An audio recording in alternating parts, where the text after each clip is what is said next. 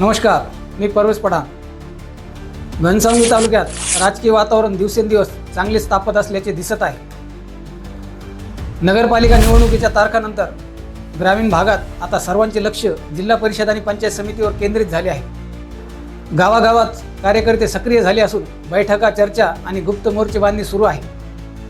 प्रत्येक पक्ष आपली ताकद वाढवण्यासाठी सज्ज होताना दिसत आहे.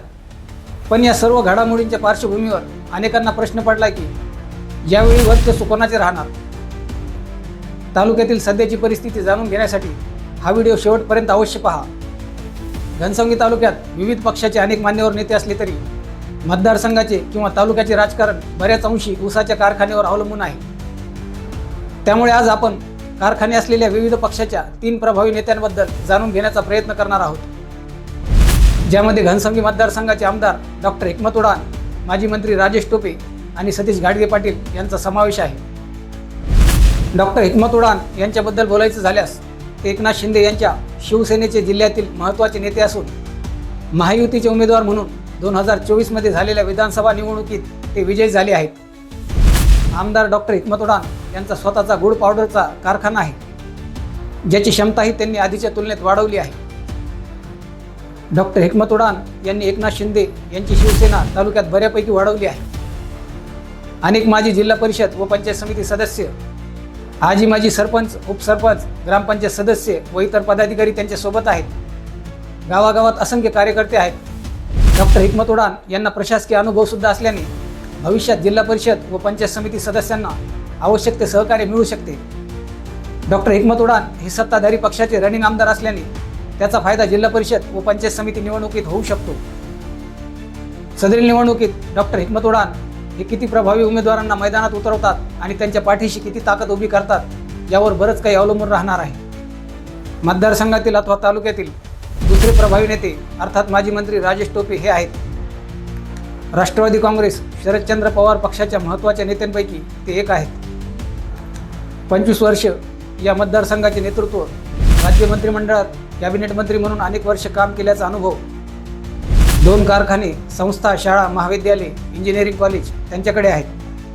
राजेश टोपे यांच्यासोबत अनेक माजी जिल्हा परिषद व पंचायत समिती सदस्य, आजी माजी सरपंच, उपसरपंच, सदस्य व इतर संस्थांचे पदाधिकारी आहेत.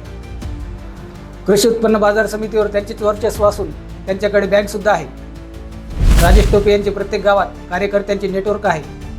संस्था, शाळा, महाविद्यालय, इंजिनिअरिंग कॉलेज इत्यादीमध्ये कार्यरत कर्मचारी वर्गाचाही त्यांना प्रत्यक्ष अप्रत्यक्ष फायदा होत असतो.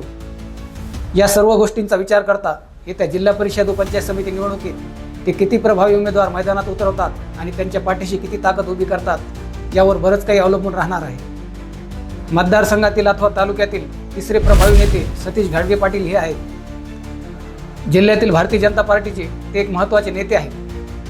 2024 मध्ये झालेल्या विधानसभा निवडणुकीत त्यांनी अपक्ष असतानाही लक्षवेधी अशी मते घेतली होती. ज्या काळात ऊसाचा प्रश्न गंभीर होता त्या काळात कारखाना सुरू करून त्यांनी शेतकऱ्यांना दिलासा देण्याचा प्रयत्न केला होता. मागील काळात त्यांनी कारखान्याची क्षमता पूर्वीपेक्षा अधिक वाढवली आहे.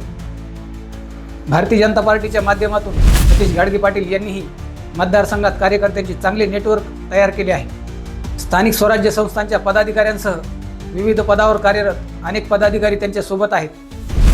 कारखान्याच्या माध्यमातून शेतकरी व नागरिकांसाठी विविध उपक्रम व सामाजिक कार्यात त्यांचा सहभाग असतो. येत्या जिल्हा परिषद व पंचायत समिती निवडणुकीत ते किती प्रभावी उमेदवारांना तिकीट मिळवून देतात आणि त्यांच्या पाठीशी किती ताकद उभी करतात यावर बरंच काही अवलंबून राहणार आहे. एकूणच तिन्ही नेते घनसावंगी तालुक्यात प्रभावी असून आपापल्या परीने पक्षवाढीसाठी प्रयत्नशील असल्याचे दिसून येतात.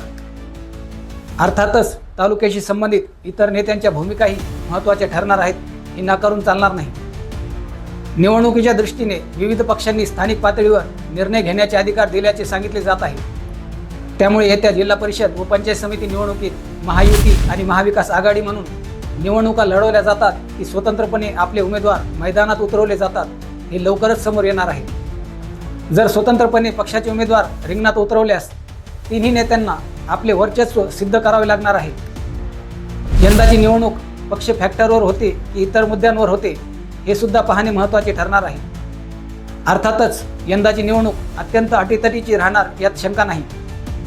तुम्हाला काय वाटतं, येत्या जिल्हा परिषद व पंचायत समिती निवडणुकीत कोणत्या नेत्याचे वर्चस्व अधिक राहू शकते, ज्याबाबत तुमचं मत खालील कमेंट बॉक्समध्ये नक्की नोंदवा. व्हिडिओ आवडल्यास लाईक करा व चॅनलला सबस्क्राईब करायला विसरू नका. धन्यवाद. जय हिंद, जय महाराष्ट्र.